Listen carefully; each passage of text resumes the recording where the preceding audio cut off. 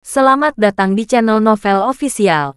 Sebelum kalian mendengarkan novel Pesona Pujaan Hati, jangan lupa like, share, and subscribe. Kalau tidak kusentil jantung kalian. Hehehehe. Tanpa lama-lama lagi langsung saja kita masuk di alur cerita novelnya. Bab 4751. Dan mereka hampir semua bersenjata lengkap. Dan pemerintah dan polisi tidak bisa berbuat banyak terhadap mereka. Tidak hanya itu, kelompok kriminal di Meksiko telah berkali-kali menculik dan membunuh politisi di negara tersebut. Mereka telah lama menyusup ke sistem militer dan politik, sehingga di Meksiko, kelompok kriminal berada di puncak rantai makanan. Apakah itu polisi dan militer di negara mereka sendiri, atau polisi dan FBI di Amerika Serikat dan Kanada? Mereka tidak bisa masuk ke mata mereka.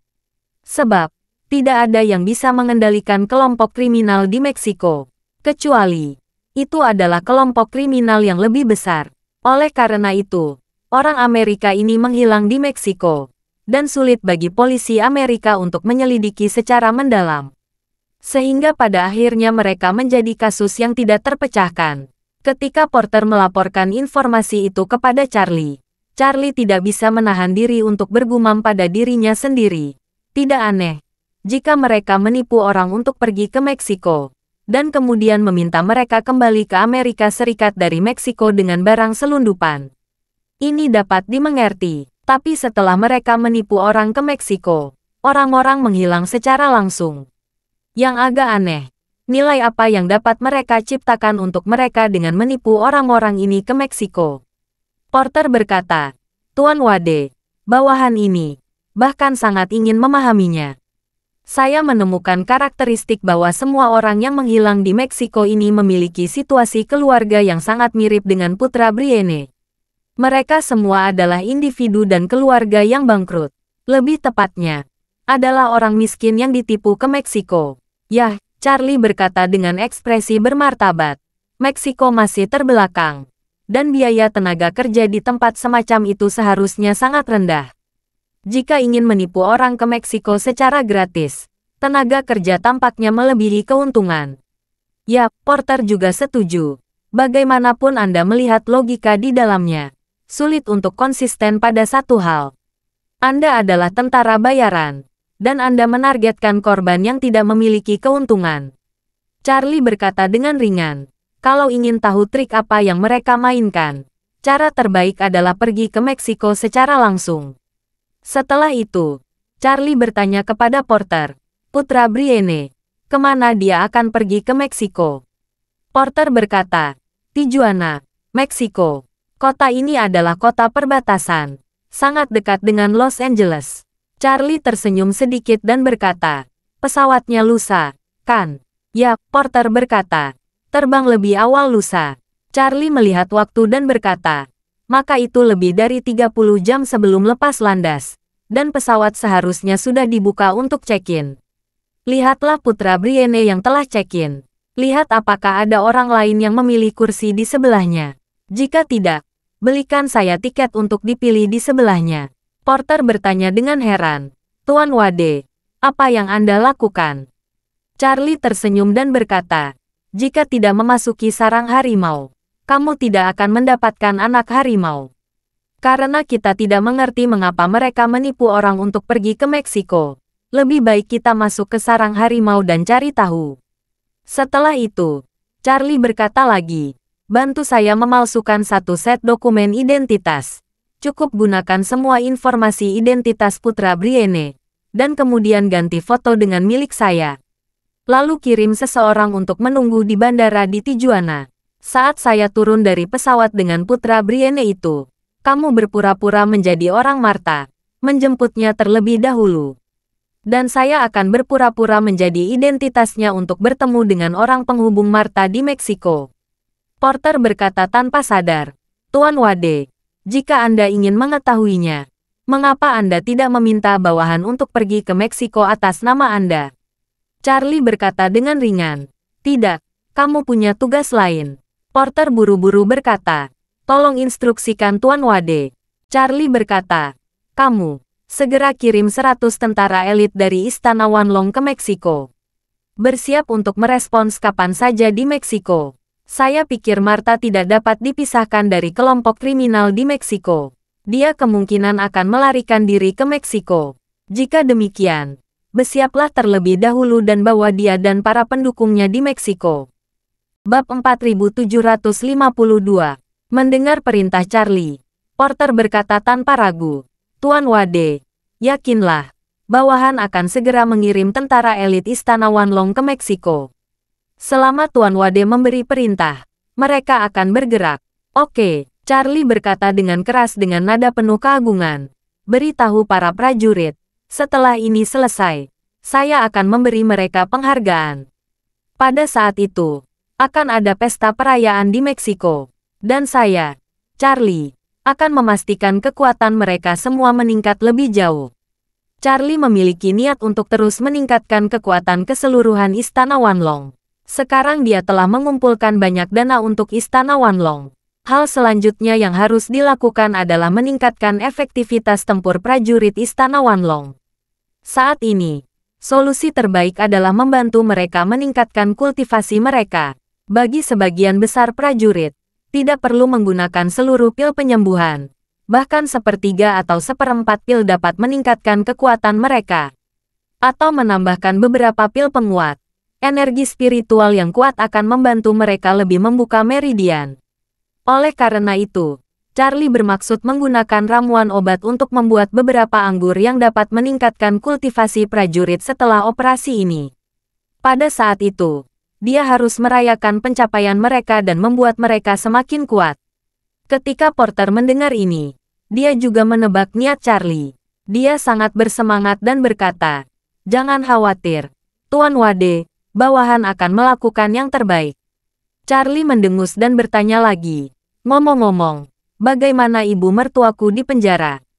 Porter segera berkata, "Ibu mertua Anda telah melakukan apa yang Anda perintahkan. Dan dengan tentara wanita kami di sana, tidak mungkin bagi siapapun di lembaga pemasyarakatan berani menyinggung ibu mertua Anda." Charlie menghela napas dan berkata dengan ringan, "Sekarang saya tidak khawatir dia diganggu oleh orang lain. Saya khawatir dia akan menggertak orang lain secara sembarangan. Dengan memiliki pendukung di dalamnya, dia menjadi bencana bagi orang lain." Dengan mengatakan itu, Charlie menginstruksikan, "Bantu saya perhatikan dia. Jangan biarkan dia pergi terlalu jauh." "Oke," Porter berkata dengan hormat. "Tuan Wade, yakinlah, saya akan mengatur semuanya di penjara dengan benar." "Itu bagus," Charlie berkata sambil tersenyum. "Kalau begitu mari kita bertemu di Meksiko lusa." Porter berkata dengan cemas, "Tuan Wade, ada sesuatu yang saya khawatirkan." Charlie berkata, "Katakan." Porter menjelaskan dengan hormat, "Tuan Wade, Anda berencana pergi ke Meksiko dan berpura-pura menjadi putra Brienne. Tapi bawahan berpikir bahwa ini mungkin sulit dilakukan. Seandainya penghubung mereka di Meksiko sudah melakukannya jika saya mendapatkan informasinya terlebih dahulu, saya khawatir Anda akan dapat melihat bahwa identitas Anda sekilas palsu. Dalam hal ini, rencana tindak lanjut tidak akan dapat dilanjutkan." Charlie tersenyum dan berkata, "Saya tidak yakin tentang ini sekarang. Jadi mari kita bertaruh. Kamu dapat bertaruh bahwa pasangan mereka hanya tahu nama putra Brienne, tetapi tidak tahu penampilannya. Atau kita bisa bertaruh bahwa mereka buta terhadap wajah orang Asia. Mereka tidak akan melihat petunjuk apapun. Saya bisa lolos." Setelah itu, Charlie membuang senyumnya dan berkata dengan serius, "Tidak masalah jika mereka benar-benar melihat saya sekilas. Saya memiliki cara lain untuk memastikan bahwa rencana saya dapat berjalan dengan lancar." Itu bukan pertama kalinya bagi Charlie untuk pergi jauh ke belakang garis musuh. Saat dia pergi ke markas Hamid di Suriah sendirian, sebagai wajah Asia Timur, hampir semua orang yang melihatnya di tempat itu akan sangat waspada. Namun, Charlie masih mengandalkan isyarat psikologis yang kuat untuk masuk dan keluar dengan bebas di markas Hamid yang dijaga ketat. Oleh karena itu, dia merasa bahwa ketika dia turun dari pesawat di Meksiko, jika orang yang berlabuh mengetahui bahwa dia palsu, dia akan memberinya sugesti psikologis untuk membuatnya percaya secara tidak sadar. Lagi pula, Tujuan sebenarnya Charlie adalah menggunakan orang yang berlabuh untuk membawa dirinya ke base camp pihak lain di Meksiko. Hanya ketika dia sampai di base camp pihak lain, dia dapat mengetahui siapa pendukung Martha di Meksiko, dan trik dan perbuatan apa yang dia lakukan di Meksiko. Bab 4753. Pada saat yang sama, Lembaga Pemasyarakatan Bedford Hills. Setelah Elaine menikmati pijat seluruh tubuh dari 7 atau 8 orang, tubuhnya terasa sangat nyaman. Hanya saja Clue yang mendominasi itu sudah terlihat mengantuk. Sesuai permintaan Elaine, dia memijat kaki semua orang di sel. Sampai lampu penjara dimatikan, dia baru memijat 4 atau 5 orang. Melihat dia akan tertidur, Elaine berkata kepada Clue dengan suara dingin, "Kamu terus memijat sampai besok pagi. Kalau kamu berani malas, aku akan menghajarmu." Clue mengangguk sambil dan menangis. "Jadi, aku tidak akan malas." Elaine bersinar, lalu menunjuk ke tempat tidurnya yang basah, dan berkata dengan dingin, "Ini mahakaryamu. Kamu akan tidur di tempat tidur ini. Aku tidur di tempat tidurmu." Clue tidak berani mengatakan lebih banyak, dan berkata dengan cepat, "Oke, Bu, saya mengikuti perintahmu." Elaine berpikir bahwa tempat tidurnya basah, dan merasa sedikit tidak senang. Dia menunjuk ke mantan anak buah Clue, dan berkata dengan dingin, "Kalian, tuangkan semua tempat tidurmu malam ini sebelum tidur. Siram 2 panci air setiap malam sebelum pergi ke tempat tidur. Lakukan itu selama 3 hari. Setelah itu, dia menatap Clue lagi dan berkata dengan dingin, "Mulai besok, kamu juga harus menyiram tempat tidurmu sampai basah kuyup." Mereka melakukannya selama 3 hari, dan kamu melakukannya selama 10 hari. Kerumunan gemetar ketakutan, meskipun cuaca saat ini panas, tetapi tidur di tempat tidur yang basah. Bukankah itu membuat orang tidak nyaman? Apalagi harus tidur selama 3 hari berturut-turut. Mereka khawatir akan rematik di sekujur tubuh. Clue bahkan pingsan. 3 hari untuk orang lain. 10 hari untuk dirinya sendiri. Apa konsep 10 hari? Dan kemudian dia tidak akan lumpuh di tempat tidur.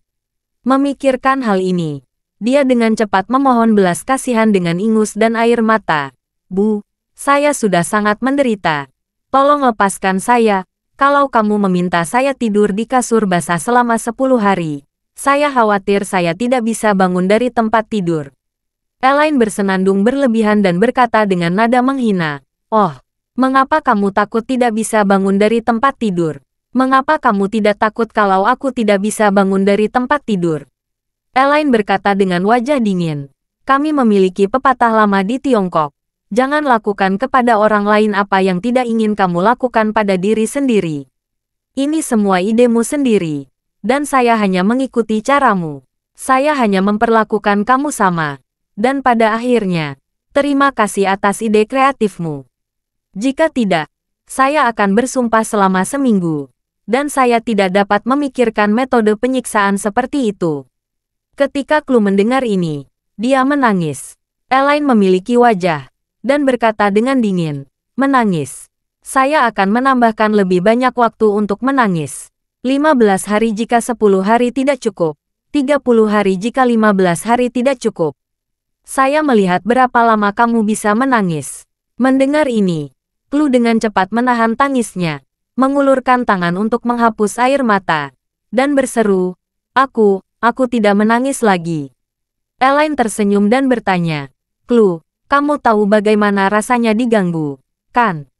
Mata Clue penuh air mata, dan dia menganggukkan kepalanya dengan sedih. "Jadi," Elaine berkata sambil tersenyum, "ingat, siapapun yang menghina orang lain akan mempermalukan mereka."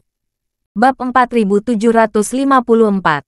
Malam itu, Clue harus mondar-mandir di antara kamar mandi dan setiap tempat tidur. Dia harus memijat kaki semua orang di sel selama setidaknya setengah jam sesuai permintaan Elaine. Dia tidak tidur malam ini. Meskipun besok siang, dia tidak bisa bersantai sejenak. Sedangkan mantan antek-anteknya, mereka dipaksa untuk tidur di tempat tidur yang basah. Mereka tidak berani berbaring dalam satu posisi terlalu lama, karena tubuh mereka tidak bisa bersentuhan dengan tempat tidur yang basah untuk waktu yang lama. Karena setelah beberapa saat, tubuh yang bersentuhan dengan tempat tidur akan menjadi dingin dan nyeri. Oleh karena itu, satu-satunya hal yang dapat mereka lakukan adalah terus berputar-putar di tempat tidur, seperti sosis di rak sosis, terus berputar. Anehnya, Elaine, yang akhirnya menjadi menyenangkan, bahkan tidak tertidur. Hari berikutnya, Elaine, yang tidak tidur sepanjang malam, tampak lebih energi daripada siapapun di sel. Ketika dia bangun dari tempat tidur, Clue masih mencoba yang terbaik untuk memijat kaki para pembunuh. Pada saat ini, dia sudah menyadari apa yang dirasakan Elaine, ketika dia sangat lelah sehingga lengannya patah. Dan malam ini, dia akhirnya mengerti bagaimana rasanya ditindas dan diganggu dengan ceroboh. Malam ini, dia sangat lelah sehingga dia akan pingsan berkali-kali, dan tanpa sadar dia harus menghentikan gerakan tangannya. Tetapi ketika dia berpikir bahwa Elaine adalah orang yang akan membalas, dan dia membalas 10 atau 100 kali lipat, dia tidak berani memiliki pikiran malas. Elaine menggeliat dan berjalan ke sisi Clue, menatapnya beberapa saat tanpa mengucapkan kata pun. Melihat Elaine mendekat, Clue terkejut dan takut. Tapi setelah melihatnya dari sudut mata, dia segera mengarahkan kepalanya dan terus memijat kakinya dengan perintah yang tepat. Hanya saja lengan Clue benar-benar sakit dan bengkak. Setiap kali dia mengerahkan kekuatan, rasa sakitnya menusuk. Kecepatan dan kekuatannya sudah jauh lebih lambat. Pada saat ini, Elaine tiba-tiba mengangkat kakinya dan menendangnya. Kemudian dia mendengar Elaine memarahi dengan suara dingin. "Sial, bergerak lebih cepat. Apa yang kamu lakukan di sini?" Clue menangis dan berkata, "Aku, lengan dan tidak kehabisan tenaga." Elaine berkata dengan nada menghina, "Kamu pantas mendapatkannya. Mengapa kamu memaksaku memijat kaki kalian? Mengapa kamu tidak memikirkan aku, yang berusia 50-an? Dari mana kekuatan lengan dan melepaskannya?" Elaine menjadi semakin marah dan semakin dia memarahinya. Elaine menunjuknya dan memarahi. "Aku harus lebih buruk dan lebih kejam daripada wanita jalang sepertimu. Kalau tidak, kamu tidak akan bisa belajar dengan baik dalam hidupmu." Clue benar-benar menyesalinya, tapi sudah terlambat sekarang. Sepanjang malam, Clue menghabiskan hampir seluruh waktunya memijat kaki untuk perbaikan. Kecuali pergi makan dan mengeluarkan udara. Pada hari ini, Elaine menjalani hari yang menyegarkan. Kecuali 3 prajurit wanita di Wanlong Hall. Hampir semua orang di sekitar Elaine dan terus menunjukkan kerusakan pada mereka. Untuk pertama kalinya, Elaine memiliki kesan yang baik tentang penjara. Perasaan puas dan dihormati ini membuatnya sangat puas di hatinya. Jadi, sepanjang hari, dia bahkan tidak menelepon Charlie atau Claire. Awalnya, dia berencana untuk menelpon 3 kali sehari untuk mendesak menantunya, Charlie, untuk menyelamatkan dirinya secepatnya. Tapi hari ini, dia merasa tidak perlu keluar terlalu dini. Ini jauh lebih menyegarkan daripada keluar untuk merasakan perasaan terburu-buru. Hari berikutnya, Kathleen mengemudi sendiri dan mengantar Charlie ke bandara New York. Mengetahui bahwa Charlie akan pergi ke Meksiko, Kathleen agak khawatir. Dia sangat ingin pergi dengan Charlie, tapi Charlie tidak setuju. Bagi Charlie, seringkali lebih baik tidak memiliki siapapun untuk membantu daripada memiliki seseorang untuk membantu. Bab 4755. Jika seseorang membantu, dia harus menjaga orang lain, yang jauh lebih buruk daripada sendirian. Terlebih lagi, dia berencana untuk pergi jauh ke dalam sarang harimau di Meksiko. Ngomong-ngomong, dia akan berpura-pura menjadi babi untuk memakan harimau. Kalau membawa Kathleen bersamanya, dia akan sulit bergerak. Kathleen tidak tahu apa yang akan dilakukan Charlie di Meksiko. Mendengar Charlie akan menggantikan calon korban ke dalam jebakan maut pihak lain, dia tahu bahwa jika dia mengikuti, selain menyeret Charlie, tidak akan memiliki efek positif. Jadi, dia hanya bisa menyerah. Mobil berhenti di pintu masuk bandara, dan Charlie berkata kepada Kathleen, "Kamu memiliki status khusus, jadi jangan keluar dari mobil." Kathleen berkata dengan tergesa-gesa, "Kalau begitu Tuan Wade, hati-hati di jalan." Charlie sedikit mengangguk, dan setelah mengucapkan selamat tinggal padanya, dia mendorong pintu dan keluar dari mobil. Kemudian Charlie mengeluarkan koper kecil dari bagasi, dan berjalan ke bandara tanpa melihat ke belakang. Koper ini berisi beberapa baju harian baru yang dibeli kemarin. Charlie tidak tahu apa yang menunggunya di Meksiko. Kali ini dia akan berpura-pura menjadi orang yang tidak siap menghadapi bahaya. Tentu saja dia harus membawa beberapa barang pribadi. Setelah datang ke konter untuk menukar boarding pass, Charlie melewati pemeriksaan keamanan sendirian dan tiba di gerbang boarding yang ditentukan lebih awal. Karena dia membeli kelas ekonomi, dia mencari kursi kosong di gerbang boarding dan menunggu target muncul sambil boarding. 10 menit kemudian, seorang pria Asia Parubaya berusia 40 tahunan mendekat. Charlie mengenali pihak lain secara sekilas. Dia adalah putra Brienne, Hugo Lidstone. Seperti Charlie, Hugo membawa koper 20 inci. Tetapi dia memiliki satu tas bahu yang lebih menonjol daripada Charlie. Hugo, yang berusia 40-an, terlihat agak tua. Rambutnya beruban dan juga memiliki lebih banyak kerutan di wajahnya daripada teman-temannya. Dari keadaan keseluruhannya, dapat dilihat bahwa Hugo berada di titik terendah dalam hidupnya. Pada titik ini, hanya tersisa 5 menit sebelum boarding. Sudah ada beberapa penumpang yang tidak sabar mengantre di gerbang boarding. Hugo menyeret pembelinya dan memperburuk antrian di belakang. Melihat ini, Charlie segera berdiri, menarik pembelinya dan berbisik di belakang Hugo. Setelah itu, dia berpura-pura penasaran dan bertanya kepada Hugo dalam bahasa Mandarin, "Kamu dari Tiongkok?" "Tidak," Hugo menggelengkan kepalanya dan berkata kepada Charlie dengan sangat serius, "Saya Cina Amerika dan telah dinaturalisasi bertahun-tahun yang lalu." Charlie sedikit mengernyit. Tampaknya Hugo tidak peduli dengan kebangsaan. Jadi dia bertanya dengan rasa ingin tahu, "Kamu berimigrasi ke sini untuk bekerja?" Hugo mengenakan kerah kemejanya dan berkata dengan bangga, "Saya siswa negeri. Karena prestasi akademik saya yang luar biasa, Amerika Serikat memberi saya kesempatan yang baik untuk mendapatkan kartu hijau. Jadi saya memilih untuk tetap tinggal di Amerika." Charlie mengangguk. Faktanya, Charlie telah membaca semua informasi Hugo. Dia bertanya lagi karena ingin mengambil kesempatan untuk berkenalan dengannya. Dan omong-omong, dia juga mengambil kesempatan untuk mempelajari tentang karakter orang ini melalui percakapan. Charlie melihat bahwa dia tidak peduli tentang kebangsaan di satu sisi, dan di sisi lain, dia berbicara tentang statusnya sebagai siswa negeri saat itu dan sangat bangga. Dia merasa sedikit jijik padanya. Sebenarnya, dia tidak terlalu menyukai orang seperti ini. Memang banyak lulusan universitas terkenal di China yang kuliah di luar negeri dengan biaya umum. Dan akhirnya mereka memilih tinggal di luar negeri.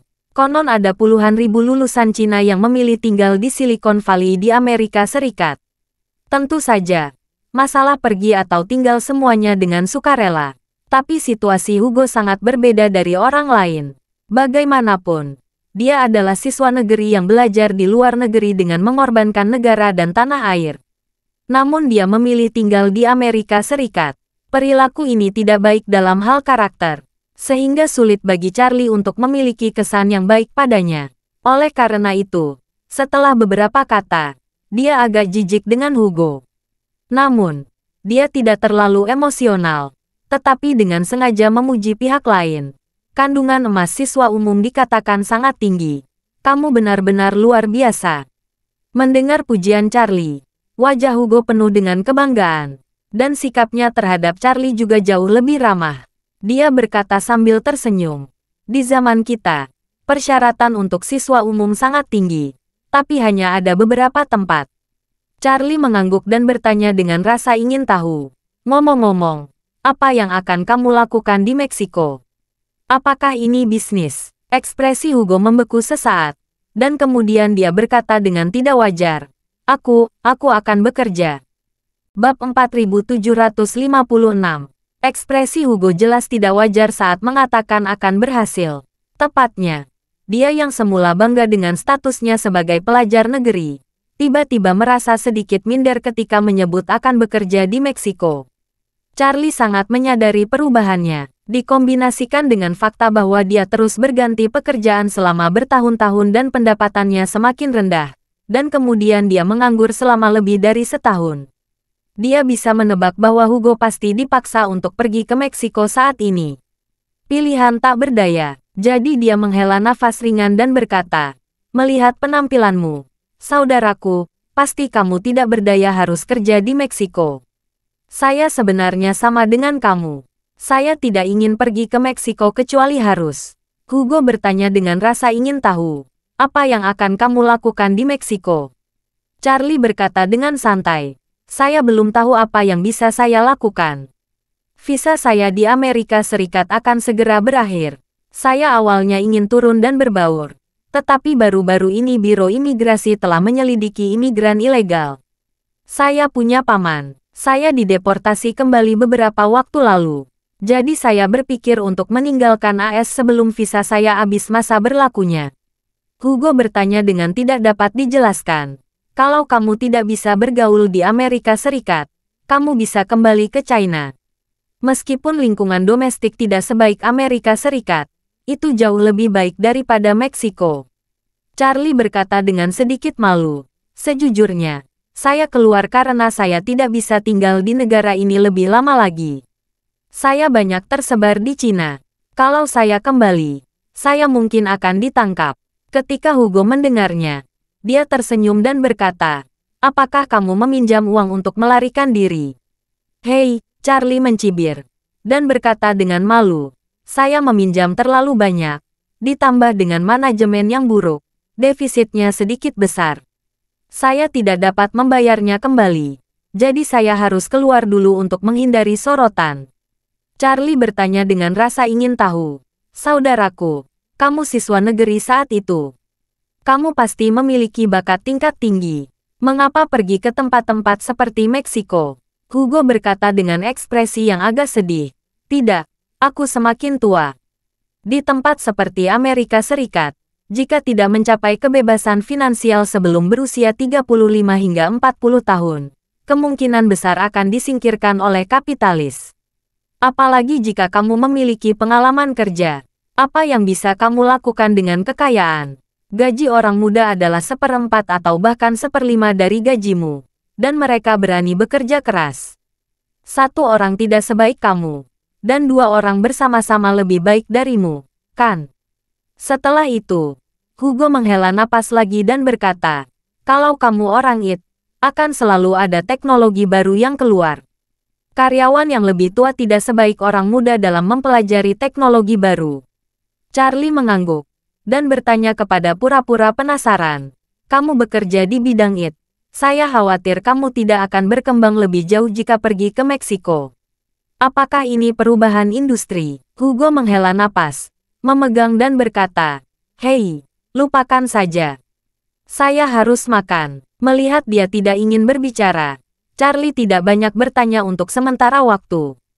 Pada saat ini, mereka berdua melewati gerbang satu demi satu dan berjalan menuju pintu kabin. Hugo memilih tempat duduk di dekat jendela. Nomor kursinya 39A. Dia berjalan di depan Charlie. Setelah tiba di kursi, dia berhenti dan pertama-tama memasukkan koper dan tas bahu ke kompartemen bagasi. Dan Charlie mengambil boarding pass dan pura-pura memeriksa nomor kursi, dan hanya bisa masuk ke dalam 39B. Di mana 39B ini? Saat dia berbicara, dia tiba-tiba mengangkat kepalanya dan melirik Hugo. Terkejut, "Oh, saudaraku, takdir. Kursiku ada di sebelahmu, benarkah?" Hugo juga sedikit terkejut. Mereka rekan senegaranya. Mereka mengantri naik ke pesawat beriringan. Hugo tidak menyangka bahwa setelah naik ke pesawat, kursi mereka berdua bersebelahan.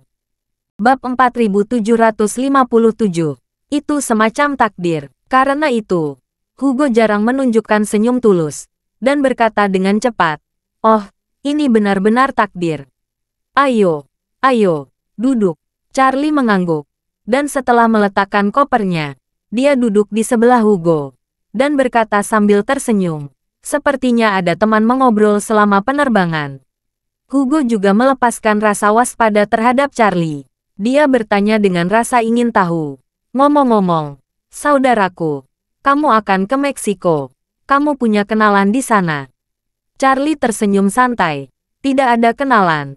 Saya akan berkeliling dan melihat apakah ada bisnis yang cocok untuk dilakukan. Saya akan kembali ke Cina jika tidak menemukannya. Hugo bertanya dengan rasa ingin tahu. Apakah kamu tidak takut kreditur akan menemukanmu ketika kamu kembali? Charlie melambaikan tangannya. China sangat luas. Saya bisa cari tempat menetap untuk bersembunyi. Saat hutang dilunasi, saya bisa kembali ke rumah. Dengan mengatakan itu, Charlie memandang Hugo dan bertanya lagi. Ngomong-ngomong, saudaraku, apa yang sebenarnya kamu lakukan di Meksiko? Apakah kamu bisa memperkenalkanku pada saudaramu? Hugo menghela napas dan menertawakan dirinya sendiri. Aku tidak punya cara. Kalau aku punya cara, saudaraku, aku tidak akan meninggalkan istri dan anak-anakku dan pergi ke tempat hantu di Meksiko itu. Dengan mengatakan itu, Hugo merendahkan suaranya dan berkata kepada Charlie, saya beritahu kamu sesuatu dari lubuk hati saya. Meksiko ini, dalam istilah Cina, adalah tempat di luar hukum. Mengapa presiden sebelumnya menghabiskan begitu banyak uang membangun tembok di perbatasan? Bukankah itu karena ingin mengendalikan imigrasi ilegal dan penyelundupan narkoba di sana? Siapa orang Amerika yang baik di sini? Charlie mengangguk dan bertanya dengan rasa ingin tahu. Saudaraku, kamu sudah lama membicarakannya, dan kamu bahkan tidak mengatakan apa yang akan kamu lakukan. Hugo tidak lagi menyembunyikan dirinya, dan berkata dengan sungguh-sungguh, sejujurnya, saudaraku, aku pergi ke Meksiko kali ini untuk menjadi seorang pelaut. Pelaut, Charlie bertanya dengan rasa ingin tahu, kamu akan kerja di kapal? Ya, Hugo mengangguk dan berkata, itu diperkenalkan oleh seorang teman ibuku. Katanya gajinya cukup bagus. Kamu bisa mendapatkan puluhan ribu atau bahkan ratusan ribu dolar setahun. Tapi itu hanya sedikit kerja keras. Charlie sedikit mengernyit. Bertanya-tanya apa tujuan Martha di balik menggunakan kedok seorang pelaut untuk menipu Hugo. Tapi setidaknya satu hal yang pasti. Orang yang kejam seperti Martha tidak akan pernah bisa begitu saja menipu Hugo untuk menjadi pelaut. Charlie menjaga wajahnya dan berkata, saudaraku, bagaimanapun juga, kamu seorang siswa top. Pergi ke laut untuk menjadi anggota kru sedikit lebih rendah. Sebaliknya, sejujurnya, kamu mungkin bisa kembali ke China untuk berkembang. Kecepatan pembangunan dalam negeri begitu cepat, kamu pasti bisa menemukan jalan keluar yang baik. Ekspresi Hugo terkejut, dan dia menghela napas. Bukannya saya tidak memikirkannya. Tetapi kadang-kadang saya tidak bisa menundukkan muka. Kerabat, teman, dan mantan teman sekelas saya semua tahu bahwa saya berimigrasi ke Amerika Serikat awal, dan saya juga membawa ibu saya ke Amerika, menikmati kebahagiaan. Selama bertahun-tahun, mereka mengatakan keluarga saya membuat iti mereka. Kalau saya kembali ke China untuk berkembang, mereka mungkin tidak tahu harus berkata apa di belakangku. Ketika Charlie mendengar ini, dia tersenyum sedikit, dan berkata dengan acuh tak acuh, saudaraku, jangan berpikir bahwa aku lebih muda darimu, tapi ini masalah besar. Aku bisa melihatnya lebih baik darimu. Hal tentang wajah adalah istri, anak-anak, orang tua, dan seluruh keluarga. Jangan pedulikan yang lain, kamu harus menghidupi keluargamu. Mengapa harus peduli pada orang lain? Bisakah kamu menyelamatkan mukamu dengan pergi ke Meksiko sebagai kru kapal? Hugo berkata dengan ekspresi malu. Sejujurnya, saudaraku, saya selalu merasa bersalah tentang tanah air saya selama bertahun-tahun. Jangan melihat saya sebagai warga negara Amerika dan memegang paspor Amerika. Tetapi saya selalu ingat di hati saya bahwa tanah air sangat berjasa pada saya. Ibu Pertiwi yang membayar saya dan mengirim saya keluar untuk studi lebih lanjut. Namun saya tidak tahan godaan luar, dan saya gagal mempertahankan kepercayaan Ibu Pertiwi. Kalau saya menjadi orang besar, seperti pengusaha atau eksekutif Fortune 500, saya rela pulang dengan membawa uang dan pakaian, menyumbangkan sejumlah uang untuk alma mater lama saya, dan menyiapkan dana beasiswa untuk membantu anak-anak yang tidak bisa membaca, yang dapat dianggap sebagai penebusan. Berbicara tentang ini, mata Hugo memerah, dan dia berkata dengan sedih, kuncinya adalah saya tidak memenuhi harapan saya.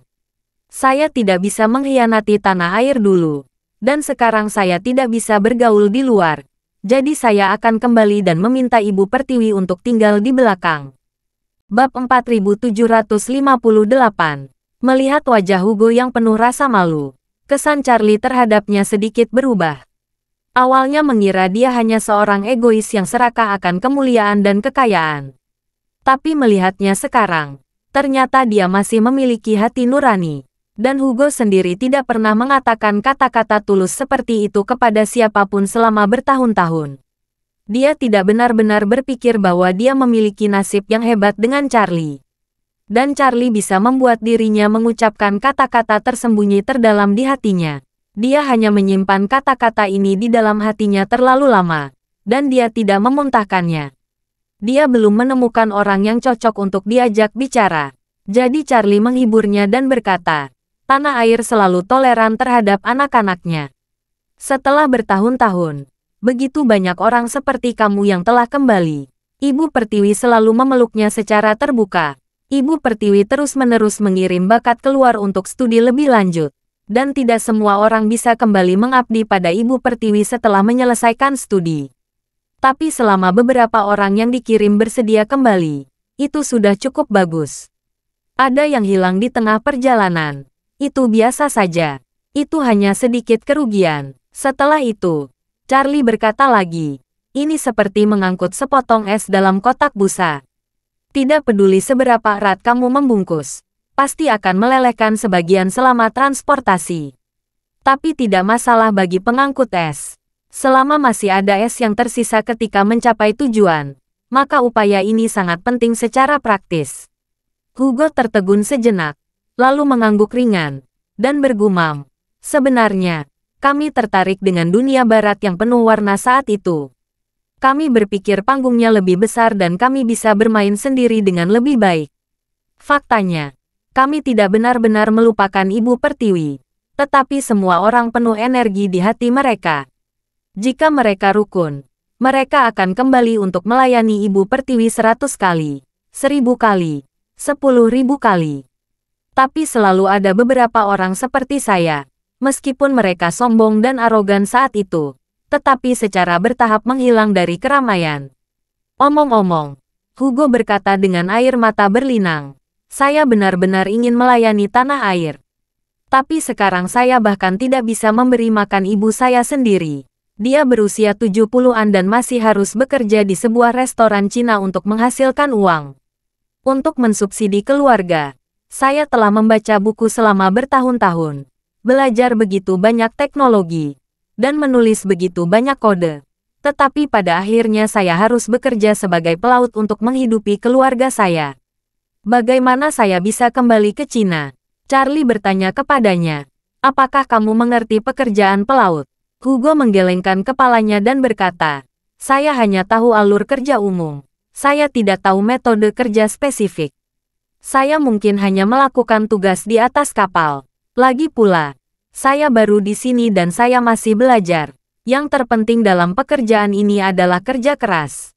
Dan saya tidak bisa pulang selama 1,5 tahun. Charlie bertanya lagi. Lalu menurutmu apakah kamu cocok menjadi pelaut? Hugo menggelengkan kepalanya lagi.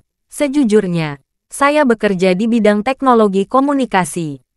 Kalau kamu bertanya kepada saya bagaimana melacak kapal barang, bagaimana menghindari rintangan, dan bagaimana berkomunikasi dengan darat melalui satelit, saya dapat memberi tahu kamu. Tapi kalau saya menjadi pelaut, saya sangat bingung.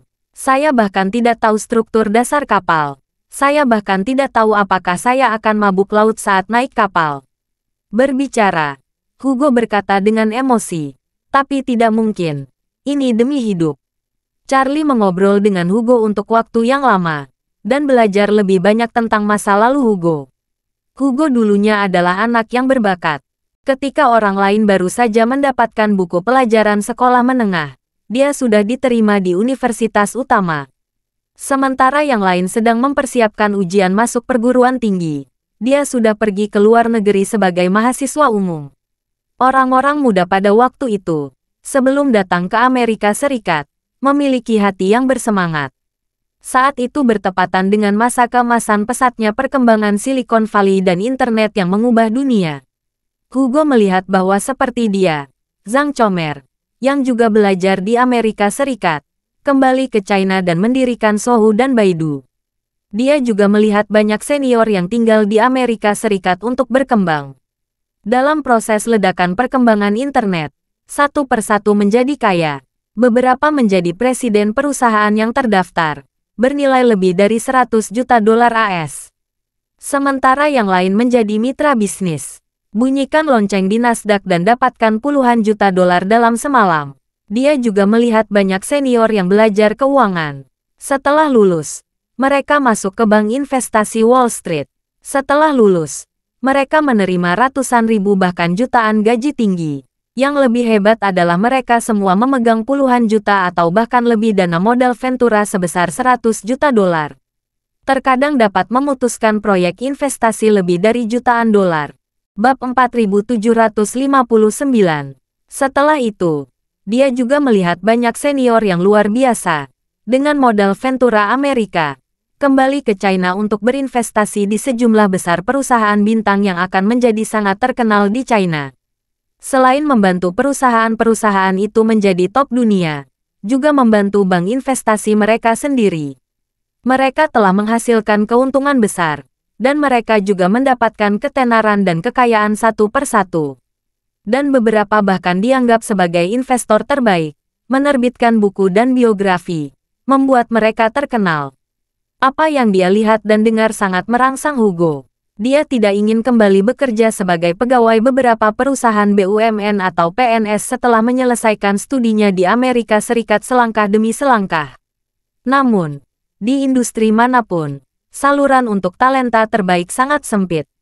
Selama bertahun-tahun, ada jutaan mahasiswa asing yang berada di level elit. Tapi tidak ada ratusan dari mereka yang benar-benar dapat menjadi yang terbaik. Karena di era manapun, seorang top talent pasti memiliki waktu dan tempat yang tepat.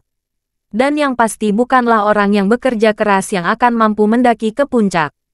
Ini adalah kasus dengan Hugo. Dia tinggal di Amerika Serikat dengan mimpi, tetapi kenyataan terus melambai padanya.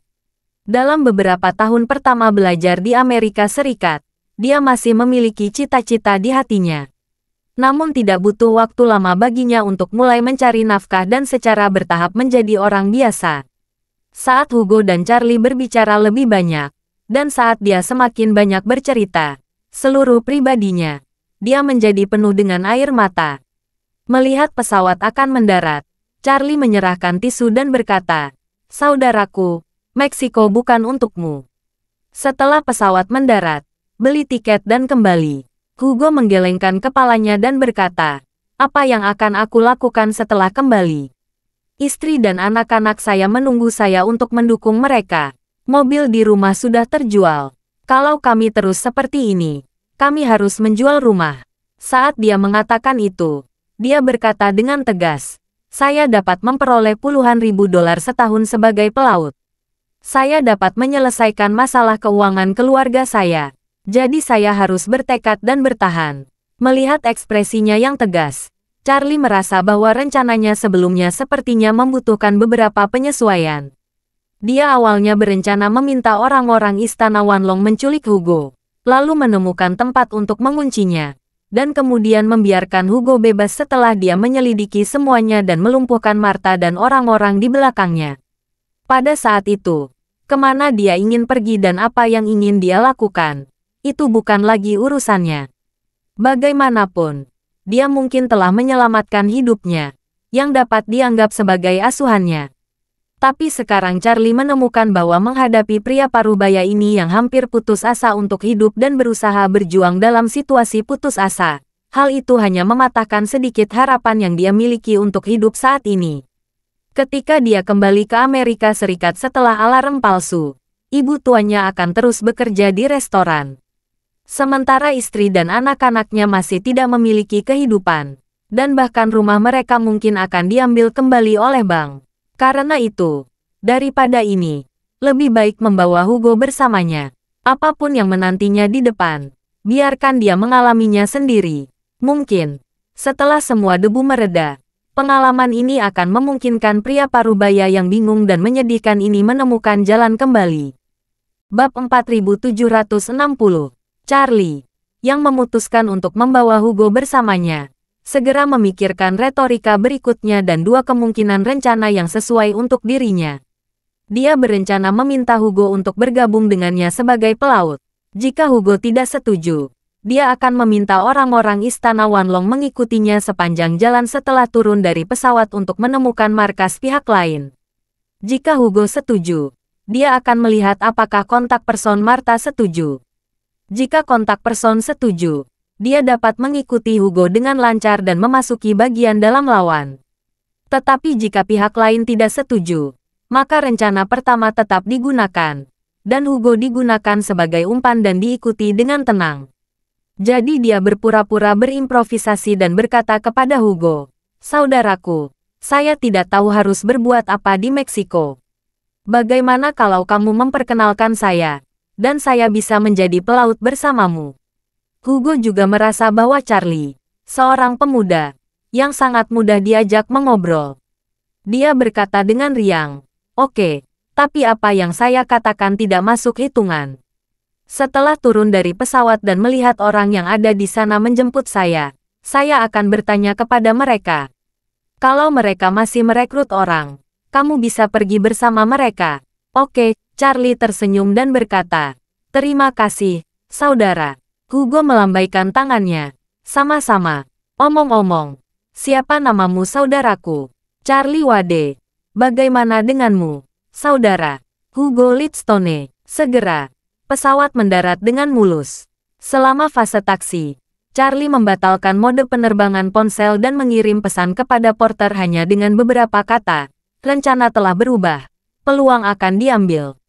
Setelah itu, ketika pesawat berhenti, dia dan Hugo turun dari pesawat dengan barang bawaan mereka. Saat mengantri untuk pergi ke bea cukai, Charlie bertanya kepada Hugo, "Saudaraku, akankah seseorang menjemputmu? Atau kamu pergi sendiri?" "Seseorang akan menjemputku," Hugo berkata. "Teman ibuku memberitahuku. Tempat ini masih sekitar 100 km dari pelabuhan Ensenada. Jadi dia meminta perusahaan pelayaran mengirim mobil untuk menjemputmu." Setelah itu, Hugo berkata lagi, "Setelah kita bertemu nanti, saya akan bertanya kepadanya apakah dia masih merekrut orang.